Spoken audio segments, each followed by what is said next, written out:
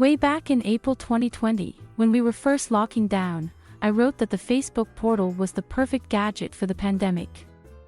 The portal has a smart camera that can follow you around the room with a wide-angle lens, which means that unlike with laptops or iPads, it's easy for two people to fit on screen together.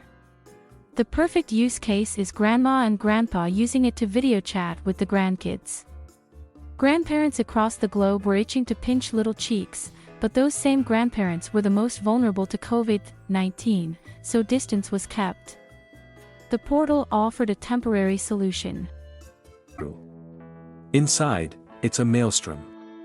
A large group of clowns are busy throwing huge quantities of soap and water over each car as it comes in, and even more over each other. There's a sound system belting out disco hits. It's noisy, hot and very, very wet. Further on, the cars pass through a rather more sophisticated automatic washing and drying machine, before the occupants are entertained with another display, this time featuring strongmen, acrobats and even a fire breather, as well as the inevitable clowns. This extraordinary car wash is run by the Circus Krone, a business which has been a fixture in central Munich for more than a century. The circus itself normally operates out of a permanent 3,000-seat arena, but it has been unable to host any shows since March last year, due to the pandemic. According to the circus director and lion tamer, Martin Lacey, the car wash has served a vital purpose during COVID, keeping his performers busy while bringing in a small amount of much-needed income. Together with funding from the government's Kurzarbeit scheme, which subsidizes wages when employees' hours are cut, it has helped the company avoid firing any of its 240-strong workforce. But Mr. Lacey is frustrated. He is unhappy that despite the company's best efforts to make the circus arena COVID-safe, it has been unable to open, while other parts of the economy are well on their way back to normal life. The new government, he says, will have to offer more consistent policies in the future. It costs a lot of money to run this business, and therefore we do need help in these situations, he points out.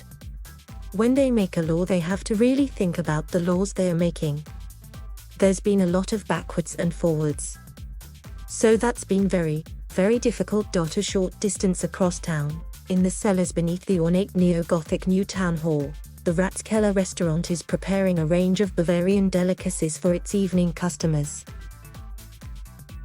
Schnitzel, Schweinshax, Sauerbraten, many tourists come in here, and of course they eat Bavarian food, explains restaurant manager Peter Wieser. Life has been difficult during the pandemic, but customer numbers are picking up, Mr. Wieser says. He wants the new government to ensure that consumer taxes, cut during the outbreak, stay low.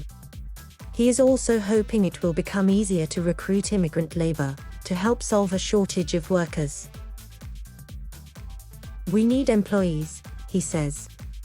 In the past, we had immigrants here. We trained them, they paid taxes, they worked here.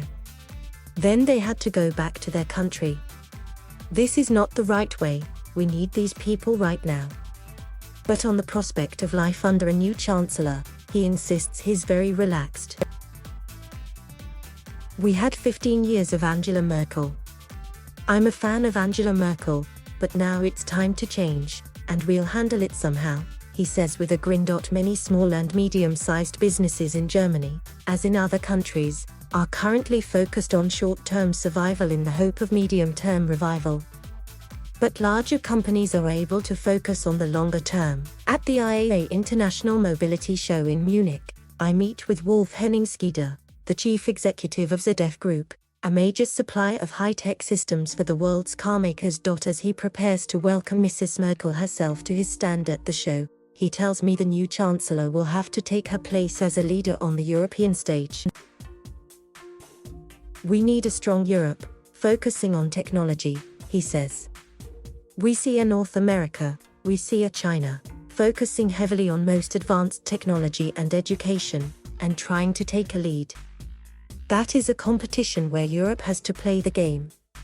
It's a theme which is echoed by plenty of other senior executives at the show, and indeed, across the business community.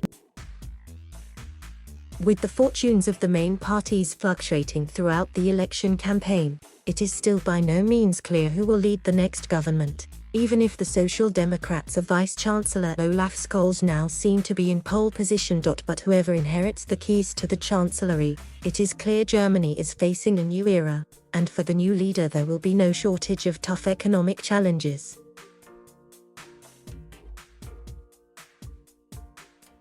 Thank you for watching. Please subscribe.